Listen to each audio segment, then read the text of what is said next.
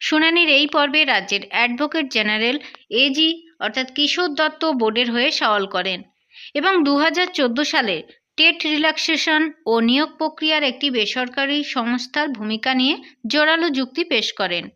অন্যদিকে বিচারপতি দুর্নীতি ও অর্থ লেনদেনের প্রসঙ্গ তুলে নিজের কঠোর অবস্থান স্পষ্ট করেছেন।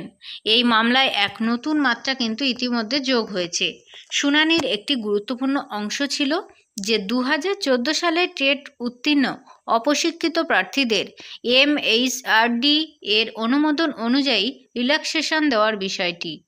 অ্যাডভোকেট জেনারেল কিশোর দত্ত আদালতে স্পষ্টভাবে জানান যে এই ছাড় সম্পূর্ণ নিয়ম মেনেই দেওয়া হয়েছিল, কিন্তু তিনি উল্লেখ করেন যে চাকরির নিয়ম অনুযায়ী যোগদানের পর একটি নির্দিষ্ট সময়ে অর্থাৎ 2 বছরের মধ্যে প্রশিক্ষণ শেষ হওয়ার শর্ত ছিল।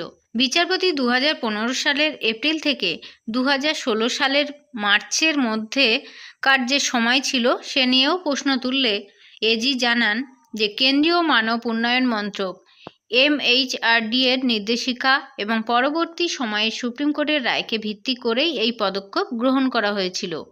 তিনি আরও যোগ করেন যে 2017 সালের সংশোধনী অনুযায়ী 2019 সালের মার্চের মধ্যে ডিএলএড প্রশিক্ষণ সম্পূর্ণ করার নির্দেশিকাও পালন করা হয়েছে। এই মামলার অন্যতম প্রধান বিতর্কিত বিষয় হল এস বাসু রায় এবং কোম্পানি এসবিআরসি নামক একটি বেসরকারি সংস্থার ভূমিকা। অভিযোগ ছিল যে বোর্ড বেআইনিভাবে এই সংস্থাকে নিয়োগ প্রক্রিয়ায় গুরুত্বপূর্ণ দায়িত্ব দিয়েছিল। এই প্রসঙ্গে অ্যাডভোকেট জেনারেল স্পষ্ট জানান যে এসবিআরসিকে নিয়োগের সম্পূর্ণ দায়িত্ব দেওয়া হয়নি, তাদের কাজ প্রার্থীদের মূল্যায়ন করা বা নম্বর কিন্তু দেওয়া ছিল না, এমনটাই কিন্তু জানান।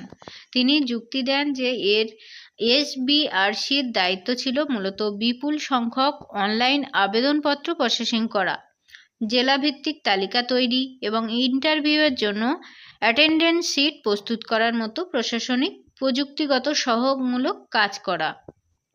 এজি দাবি করেন যে বোর্ড নিয়ম মেনেই এই কাজের জন্য কিন্তু এজেন্সিকে নিযুক্ত করেছিল। অ্যাডভোকেট জেনারেল বোর্ডের পক্ষে যুক্তি দিলেও বিচারপতি এদিন কিন্তু দুর্নীতির বিষয়ে অত্যন্ত কড়া মনোভাব। শুনানির মাঝে তিনি মানি ট্রান্সফার বা অর্থ লেনদেনের প্রসঙ্গ তোলেন। ত্রিপুরার একটি মামলার উদাহরণ কিন্তু দেন। দিনের শুরুতে একাধিক আবেদন স্ক্যান নিয়েও আলোচনা হয়।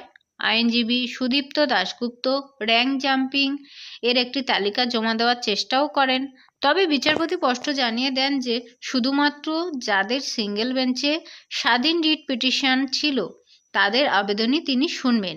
এর মধ্যে একজন থ্যালাসেমিয়া আক্রান্ত শিক্ষকের আবেদনও ছিল, যিনি তার চাকরি রক্ষার জন্য কিন্তু আদালতের দ্বারস্থ হয়েছে। 2 নভেম্বরের মধ্যে সমস্ত পক্ষের সওয়াল শেষ করে মামলার রায়দান স্থগিত রাখা হবে বলে জানানো